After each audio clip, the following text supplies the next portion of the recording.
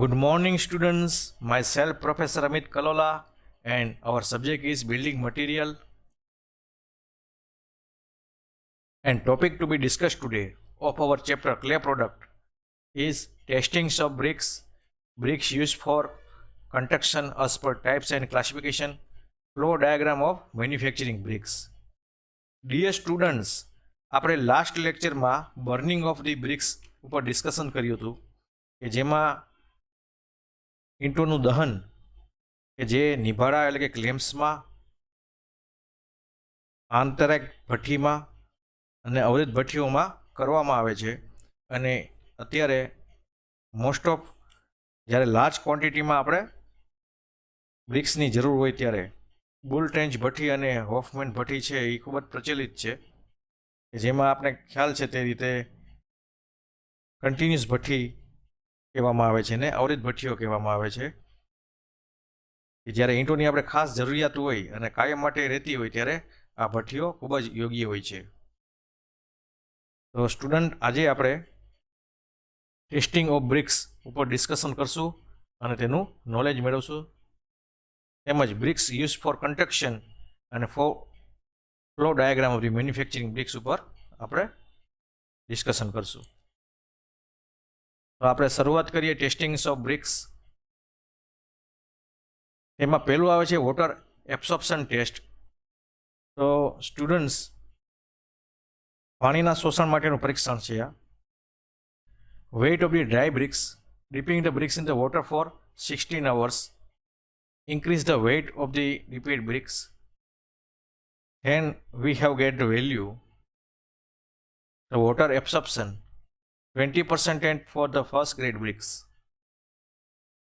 22% for the second grade bricks and 25% for the third grade bricks. એટલે કે પાણીના શોષણ માટેના પરીક્ષણમાં આપણે સૌપ્રથમ છે એ 5 ઈંટોનું સૂકી ઈંટો લઈ અને તેનું વજન કરવામાં આવે છે. તેમજ આ ઈંટોને આપણે 16 કલાક સુધી ડૂબાડી રાખવામાં આવે છે વજન. તેમજ આ ઈંટોને પાણીમાં 16 કલાક સુધી ડૂબાડી રાખવામાં આવે છે અને ત્યારબાદ આપણે તેનું વજન કરવામાં આવે છે. હવે ડૂબાયેલી ઈંટોના વજનમાં થયેલા વધારો એ છે ઈંટો દ્વારા પાણીનું જેટલું શોષણ થઈ ગયું છે તેની આપણે માત્રા સૂચવે છે કે કેટલા પ્રમાણમાં ઈંટોએ પાણીનું શોષણ કરેલું છે. તો આ ઉપરથી આપણે જો રિઝલ્ટ મળે તો પાણીનું શોષણ કેટલા ટકામાં છે તો ઈંટને એ પ્રકારનો આપણે ક્લાસ આપવામાં આવે છે. ધારો કે ઈંટનું શોષણ છે એ 20% જેટલું હોય તો તેને આપણે ફર્સ્ટ ક્લાસ બ્રિકમાં આપણે મૂકી શકીએ છીએ. તેમજ ઈંટો છે એ 22% જેટલું પાણીનું શોષણ કરતી હોય તો તેને આપણે સેકન્ડ ક્લાસમાં એટલે કે દ્વિતીય કક્ષામાં આપણે એને મૂકીએ છીએ. અને તેવી જ રીતે જો ઈંટો છે તે 25% અથવા તેનાથી વધારે જો પાણીનું શોષણ કરતી હોય તો આપણે એને તૃતીય કક્ષા એટલે કે થર્ડ ક્લાસ કેટેગરીમાં આપણે મૂકીએ છીએ. પાણીનું શોષણ છે એ ખૂબ જ અગત્યનો ટેસ્ટ છે કે વાતાવરણમાંથી જ્યારે ભેજનું શોષણ કરે ઈંટો અને ત્યારે તેમાંથી મોઇસ્ચર ખેંચે અને તે પ્લાસ્ટર અને મેશનરી ઉપર ભવિષ્યમાં અસર પાડી શકે છે. નેક્સ્ટ સ્ટુડન્ટ આવે છે એ ક્રશિંગ સ્ટ્રેન્થ ટેસ્ટ એટલે કે દાબ સામર્થ્ય માટેનું પરીક્ષણ.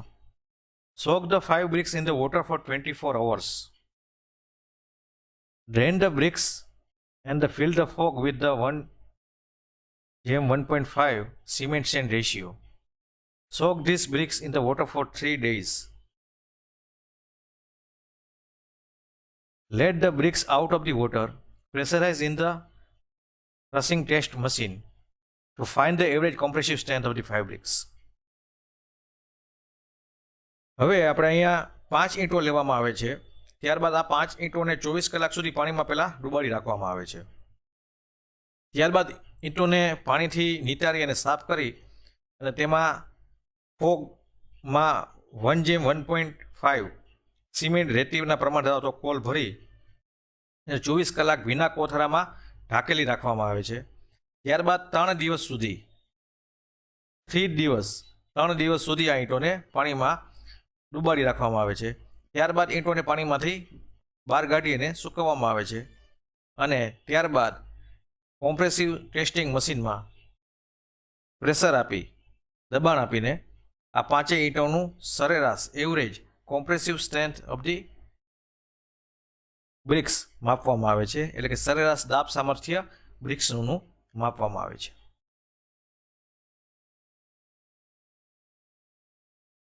આ રીતે આપણે ટેસ્ટ કરતા દાબ સામર્થ્ય crushing strength for the normal brick should be 3.5 newton પર mm square for class A, 7 to 14 newton પર mm square, and for class AA bricks it should be more than 14 newton પર mm સ્ક્વેર. એટલે ટેસ્ટના result પ્રમાણે આપણે દાબ સામર્થ્ય જોતા સામાન્ય ઈંટો માટે 3.5 ન્યૂટન પ્રતિ mm સ્ક્વેર જેટલું હોવું જ જોઈએ, વર્ગ A માટે 7 થી 14 ન્યૂટન પર mm સ્ક્વેર જેટલું હોવું જ જોઈએ, અને for double class A bricks માટે it should be more than 14 newton પર mm સ્ક્વેરથી વધુ હોવું જોઈએ. તો આ દાબ સામર્થ્ય માટેની આપણે પરીક્ષણની વાત કરી. હવે વિદ્યાર્થી મિત્રો આવે છે એ હાર્ડનેસ ટેસ્ટ એટલે કે સખ્તાઈ માટેનું પરીક્ષણ. હવે તેમાં if the scratch should be applied by the hand nails not any marks of the surface of bricks, એટલે કે ઈંટો ઉપર નખ વડે આપણે લીસોટા પાડવામાં આવે તો તે લીસોટાની નિશાની ન પડવી જોઈએ, તેમજ લીસોટા દેખાવા જોઈએ નહીં, તો તે હાર્ડનેસ કહેવામાં આવે છે. આ ટેસ્ટ છે એ આપણે ગમે ત્યારે અને સ્થળ ઉપર પણ કરી શકીએ છીએ.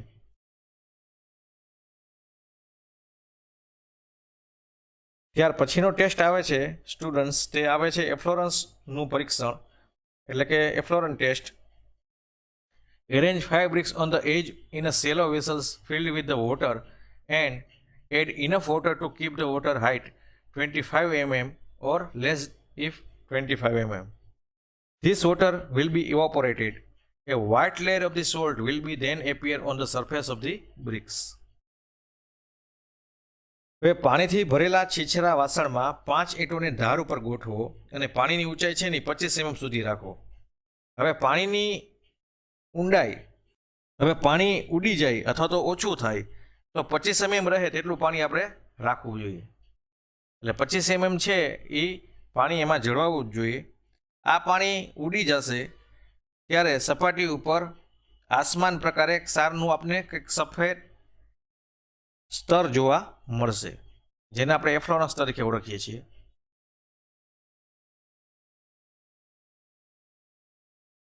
If 50% of the area efflorescence, then it is said to be a normal. If more than 50% of the area appears efflorescence, then it should be more efflorescence bricks. For first and second class brick, it's level up to 10%. For third class bricks, it level up to 10 to 50%. હવે 50% વિસ્તારવાળો જ્યારે આપણે એફ્લોરન્સ વાળો ભાગ દેખાય તો એ એફ્લોરન્સ છે ને એ સામાન્ય ગણવામાં આવે છે, અને 50%થી વધારે એફ્લોરન્સ દેખાતો ભાગ હોય તો ઈંટો વધુ એફ્લોરન્સ વાળી છે એ ગણાય છે, એટલે કે નબળી ગણાય છે. હવે આપણે કેટેગરી પ્રમાણે જોઈએ તો ફર્સ્ટ ક્લાસ, સેકન્ડ ક્લાસ અને થર્ડ ક્લાસમાં, તો કે ફર્સ્ટ ક્લાસ અને સેકન્ડ ક્લાસ બ્રિકમાં છે તે એફ્લોરન્સનું પ્રમાણ છે એ 10%થી ઓછું જ રહેવું જોઈએ, અને જ્યારે થર્ડ ક્લાસ બ્રિક્સની કેટેગરી છે કે તેમાં 10 થી 50%ની વચ્ચે રહેવું જોઈએ, પણ 50%થી વધુ તો ન જોવું જોઈએ. તો આ આપણે એફ્લોરન્સના પરીક્ષણની વાત કરી.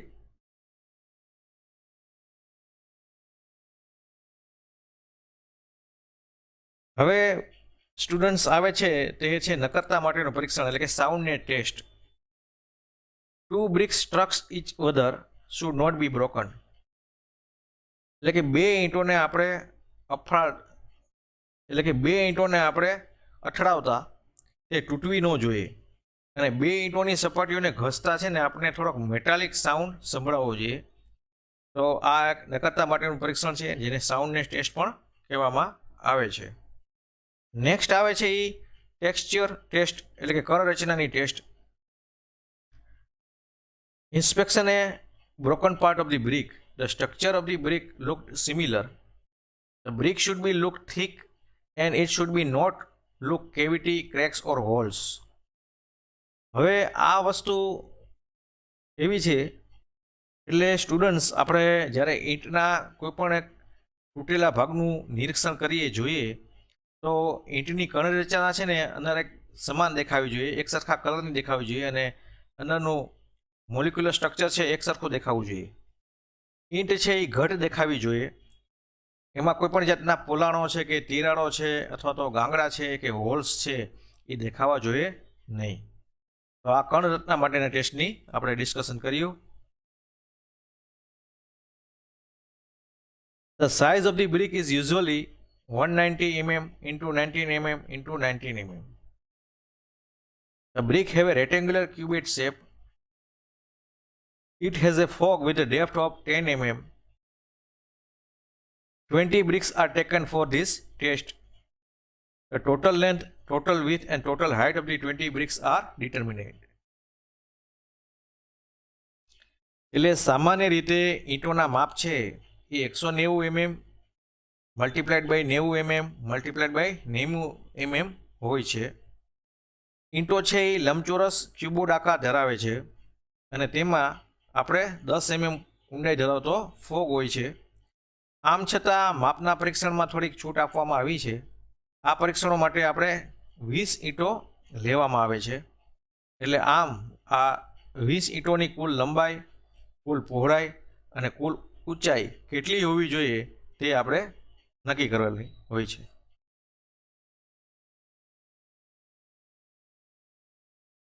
Plus or minus 12 centimeter in the direction of length and plus or minus 6 centimeter for width and the height are allowed. In this circumstance, the total length of the 20 bricks is equal to 20 multiplied by 19, the length plus or minus 12. It is means gives us the value 368 to 372 centimeter. Similarly, students, for the width and the height of 20 bricks, it gives the value 20. 9 is give the width and the height dimension plus or minus 6. Then give the range is about 174 to 186 centimeter. તો લંબાઈની દિશામાં direction of length plus or minus 12 centimetre જેટલી અને પહોળાઈ અને ઊંચાઈ માટે for width and height plus or minus 6 centimetre જેટલી છૂટ આપવામાં આવે છે. હવે આવી પરિસ્થિતિમાં આપણે ટોટલ લેન્થ ઓફ 20 બ્રિક્સ એટલે કે 20 ઈંટોની કુલ લંબાઈ, તો 20 ગુણાકારમાં 19 કે જે બ્રિક્સનું માપ છે લંબાઈની દિશામાં પ્લસ ઓર માઇનસ 12, તો આ વેલ્યુ આપને આવશે 368 થી 372 સેન્ટીમીટરની. તેવી જ રીતે આપણે 20 ઈંટો લીધેલી છે તેની કુલ પહોળાઈ અને ઊંચાઈનું માપ આપણે જોઈએ એટલે 20 ઈંટો ગુણાકારમાં 9 કે જે વિથ અને હાઇટનું ડાયમેન્શન છે પ્લસ ઓર માઇનસ 6 લઈએ તો પહોળાઈ અને ઊંચાઈ માટેની મર્યાદા 174 થી 186 સેન્ટીમીટરની હોવી જોઈએ. તો આ આપણે સ્થળ ઉપર કરવાનું પરીક્ષણ છે, test for size and shape, કે જેના ઉપરથી આપણે ક્વોલિટી ઓફ બ્રિક્સ મળે છે.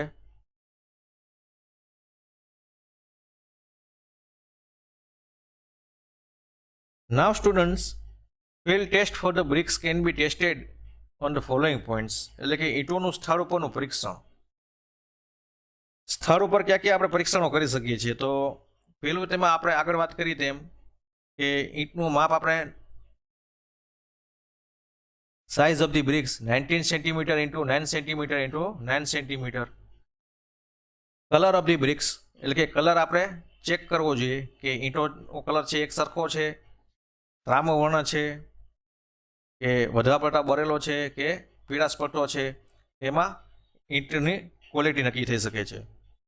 Sound, metallic sound come from the two surface struck with the each other, એટલે કે અવાજ બે સપાટીઓને આપણે ઘસતા મેટાલિક સાઉન્ડ આવવો જોઈએ કે જે નકરતા માટેનું પરીક્ષણ બતાવે છે. હાર્ડનેસ એટલે કે સખ્તાઈ, એટલે તે હાર્ડનેસનું પરીક્ષણ છે કે નખ વડે તેમાં લીસોટા ન દેખાવો જોઈએ. Scratch mark must not be fall with the nails.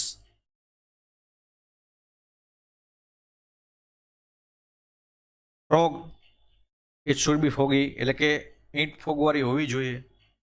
Strength should not be broken by falling on the hard surface from the height of 1 meter.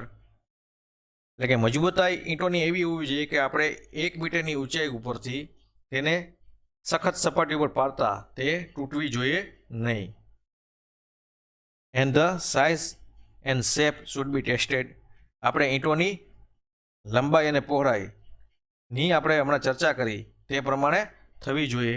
તેમાં કોઈ પણ જાતનો ફેરફાર હોવો જોઈએ નહીં, કે જેથી આપણે ક્વોલિટી ઓફ ધી કન્સ્ટ્રક્શન કરી શકીએ અને ચણતર કામ અને મેશનરીનું કામ છે તે ખૂબ જ સારી રીતે થઈ શકે. Now student, types of the bricks use for construction, એટલે કે બાંધકામ માટે ઉપયોગમાં લેવાતી ઈંટોના નીચે પ્રમાણે આપણે ટાઈપ્સ પ્રકાર આપી શકીએ છીએ. Type 1 it is table moulded, furnace combustion, edge sharp, use for good works. એટલે કે તે ટેબલ મોલ્ડેડ ભઠ્ઠીમાં દહન થયેલી હોય છે, એની ધારો ખૂબ જ વ્યવસ્થિત અને અણીદાર હોય છે અને ખૂબ જ સારા કામ અને મેશનરી કામ માટે ઉપયોગમાં લેવામાં આવે છે. તો તેને આપણે ટાઈપ 1 એટલે કે પ્રકાર 1માં સમાવેશ કરીએ છીએ. હવે પ્રકાર 2માં types 2 ground moulded, furnace combustion in clean surface, slightly rough, slightly straight edges and used with plaster. એટલે પ્રકાર 2માં તમે છે તે ઈંટો છે એ ગ્રાઉન્ડ મોલ્ડેડ કરેલી ઈંટો હોય છે એમાં, અને ભઠ્ઠીમાં દહન કરેલી હોય છે ક્લીનમાં. સપાટી એની થોડી ખરબચડી હોય છે, સ્લાઇટલી રફ એન્ડ થોડી સીધી ધારો, સ્લાઇટલી સ્ટ્રેટ એજીસ, અને વાતળ એમાં થોડીક હોય છે. નાની માઇનોર્સ બ્રેક્સ એમાં જોવા મળે છે કે જે આપણે પ્લાસ્ટર સાથે ઉપયોગ કરવા માટે વાપરવામાં આવે છે સ્થળ ઉપર. તો this is the type 1 and type 2 as per the construction. Type 3 એટલે કે પ્રકાર 3 તે ground moulded clamps, less hardening, rough surface, Veronese, not used for the measure work. Students, આ ટાઈપ 3 છે તે ગ્રાઉન્ડ મોલ્ડિંગમાંથી બનાવવામાં આવે છે. નિભાડા દહન, ક્લેમ્પ્સ ઓછી સખ્તાઈ છે, એમાં હાર્ડનેસ ઓછી છે, ખરબચડી થોડીક સપાટી છે, બે ઈંટોને અથડાવતા ઘેરો અવાજ આવે છે. Not use for major works, એટલે અગત્યના કામ માટે તે બિન ઉપયોગી છે. તો તેનો ટાઈપ 3માં સમાવેશ કરવામાં આવે છે. ટાઈપ 4 એટલે કે પ્રકાર 4 excessively bent, irregular shape, use as a concrete aggregate, એટલે વધુ પડતી બળેલી છે, અનિયમિત આકારની છે અને કોન્ક્રીટના એગ્રીગેટ તરીકે આપણે ઉપયોગ કરી શકીએ છીએ. તેમજ પાયામાં ભરતી વખતે પણ તેનો ઉપયોગ કરી શકીએ છીએ. ભરતી વર્કમાં તેનો વધારે પડતો ઉપયોગ આપણે કરીએ છીએ. તે અનિયમિત આકારની હોય છે અને ખૂબ જ વળેલી હોય છે અથવા તો ઓછી વળેલી હોય છે. Now classification of the bricks in the construction point of view. Grade A category, compressive strength is more than 10.5 Newton per mm square. Water absorption is less than 20%. Uniform color, well burnt, table molded with the sharp edges, hard, proper use on external surface. એટલે grade A ની ઈંટો છે તે માં દાબ સામર્થ્ય છે તે 10.5 newton પર mm square કરતાં વધારે છે. પાણીનું અવશોષણ એટલે વોટર એબ્સોર્પ્શન છે તે લેસ ધેન 20% છે. તેનો કલર છે એક સરખો છે અને સારી રીતે વેલ બ્રન્ટ દહન થયેલી છે. ટેબલ મોલ્ડેડ છે, શાર્પ એજ છે, તીક્ષ્ણ ધારવાળીઓ છે, અને હાર્ડ સખત અને proper use for external surface એટલે કે બાહ્ય સપાટી માટે ઉપયોગી છે. તો આ બધી ઈંટોને છે આપણે ગ્રેડ એ કેટેગરીમાં મૂકવામાં આવે છે. હવે ગ્રેડ બીની કેટેગરીની વાત કરીએ તો compressive strength is more than 7 newton પર mm square, water absorption less than 22%, table moulded use for ordinary works. એટલે બી કેટેગરીમાં દાબ સામર્થ્ય છે એ 7 ન્યૂટન પર mm સ્ક્વેર કરતાં વધારે આવે છે. પાણીનું અવશોષણ છે તે 22% કરતાં ઓછું હોવું જોઈએ, અને ટેબલ મોલ્ડેડ છે, સામાન્ય કામો માટે ઉપયોગી છે. Grade C compressive strength more than 3.5 newton પર mm square, water absorption not more than 25%. Soft can be used for the unimportant works, can be used below the plinth. દાબ સામર્થ્ય છે એ 3.5 ન્યૂટન mm સ્ક્વેર કરતાં વધારે હોય છે. પાણીનું અવશોષણ છે એ 25% કરતાં વધારે થતું નથી. થોડીક નરમ હોય છે, નિમ્ન કક્ષાના કામો હોય છે કે જે બહુ અગત્યના ન હોય, અને પ્લિન્થની નીચે માટે ઉપયોગી છે, ભરતી કરવા માટે પણ ઉપયોગી છે. તો આ બધી બ્રિક્સને આપણે છે એ કેટેગરી 3માં મૂકવામાં આવે છે.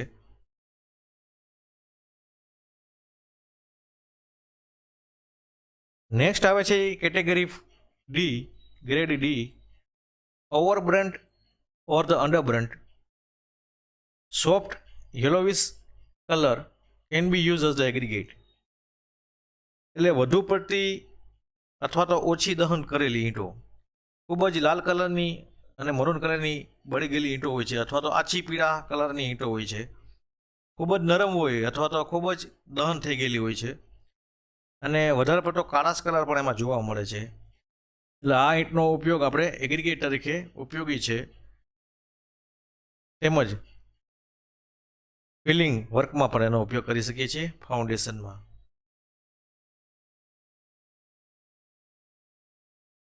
નેક્સ્ટ સ્ટુડન્ટ આવે છે આપણે એ diagram of the bricks manufacturing.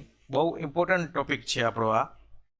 તો તેમાં આપણે કઈ રીતે આખા બ્રિક્સનું મેન્યુફેક્ચરિંગ કરીએ છીએ તેનો આપણે સમજતો એક ડાયાગ્રામ આપણે આપવામાં આવેલો છે કે how to starting to ending product of the brick process. તો તેમાં પહેલું આવે છે પ્રિપરેશન ઓફ ક્લે, એટલે આપણે ઈંટો માટેની માટી તૈયાર કરવી.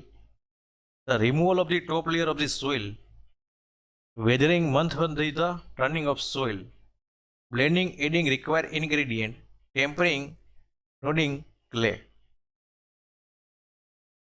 એટલે ઈંટો માટેની આપણે માટીને તૈયાર કરવી, જમીન ઉપરથી આપણે કચરો સાફ કરવો, એમાં ખોદકામ કરવું, ત્યારબાદ weathering, 1 month turning of soil, ત્યાર પછી આવે છે એમાં બ્લેન્ડિંગ એટલે કે ખૂટતા આપણે તત્વો છે એ મિશ્રિંગ કરવા, અને ત્યારબાદ ટેમ્પરિંગ એટલે કે એમાં પાણીને આપણે એડ કરવું. તો આ જે પ્રોસેસ થાય છે તે આપણે પ્રિપરેશન ઓફ ક્લેના પાર્ટમાં આવે છે કે removal of the top layer of the soil, weathering 1 month with the turning of soil, blending અને ટેમ્પરિંગ પ્રોસેસ.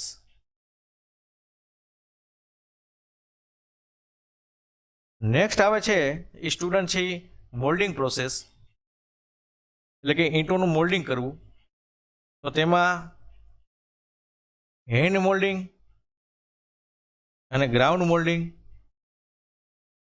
એમાં ફોગવાળી ઈંટોનું વિથ ફોગ અને ફોગ વગરની ઈંટોનું, તેમજ table moulding and machine moulding.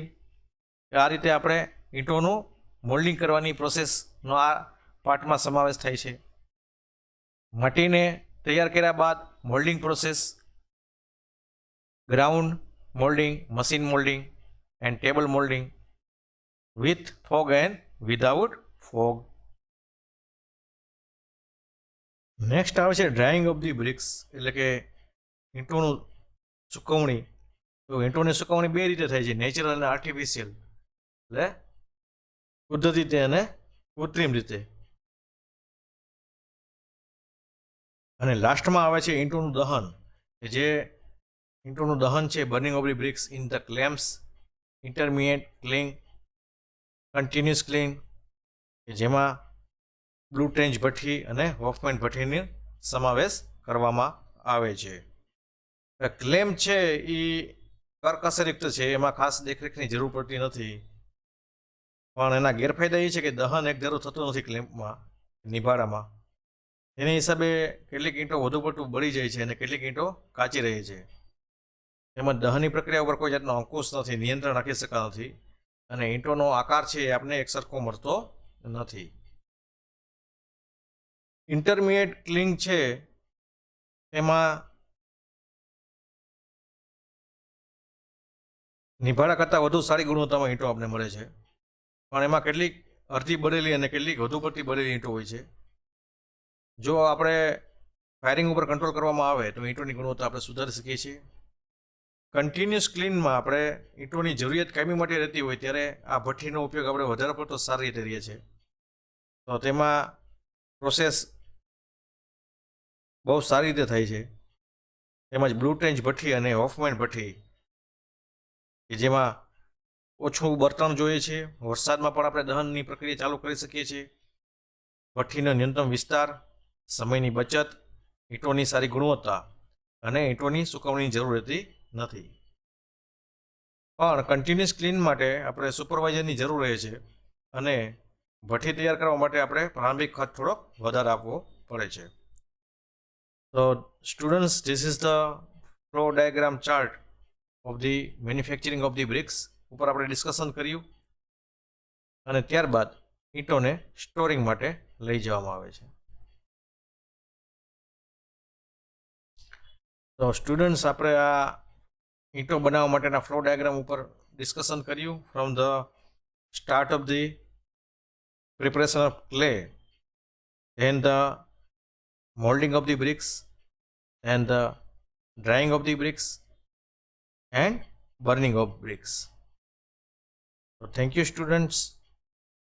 આજે આપણે ઈંટોનું પરીક્ષણ, ટેસ્ટિંગ ઓફ બ્રિક્સ ઉપર ડિસ્કશન કર્યું, જેમાં આપણે પાણીના શોષણ માટેનું પરીક્ષણ, water absorption test, crushing strength of the test, તાપ સામર્થ્ય માટેનું પરીક્ષણ, હાર્ડનેસ ટેસ્ટ, સખ્તાઈ માટેનું પરીક્ષણ, efflorescence test, soundness test, texture test એટલે કે કણ રચના માટેનું test, test for size and shape, અને ઈંટોનું સ્થળ ઉપર પરીક્ષણ, તેમજ બાંધકામ માટે ઉપયોગી લેવાતી ઈંટોના પ્રકાર અને ક્લાસિફિકેશન એટલે કે વર્ગીકરણ ઉપર આપણે ડિસ્કશન કર્યું અને નોલેજ મેળવ્યું. અને લાસ્ટમાં આપણે મેન્યુફેક્ચરિંગ ઓફ ધ બ્રિક્સનો ફ્લો ડાયાગ્રામ ચાર્ટની પણ સમજ મેળવી. Thank you.